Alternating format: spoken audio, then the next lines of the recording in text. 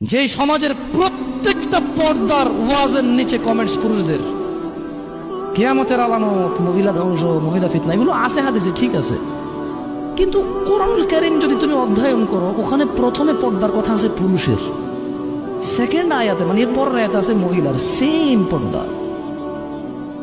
মানে ওর কথা হচ্ছে মহিলা হাঁটছে, সমাজ নষ্ট হয়েছে কেমনে? পোলাপান ফেলফেল করে তাকায়াছিল, পোলাপান যে ফেলফেল করে তাকায়াছিল, ওতে পোলাপানের সমাজ নষ্ট হয় নাই।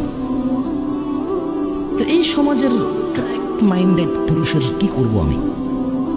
কি করব এই অর্ধগলিত পচা বিবেকহীন পুরুষের এই সমাজের বসতিতে? এই সমাজ কিভাবে উন্নত হবে যে সমাজের পুরুষকে আল্লাহ বলেছে তুমি তোমার চক্ষুকে অবনত করো, সে এমনি তাকায়। আল্লাহ বলছেন নিচে করো, সে তাকায়, এটা দোষ না। মহিলা আল্লাহকে বলছে ঢেকে চলো, মহিলা খুলে চলছে, কেন? মহিলার দোষ। দুইজনের তো দোষ হওয়া উচিত এখানে, ঠিক না? কিন্তু এখানে দোষ একজনের। এখানে দোষ কয়জনের? একজনের দোষ।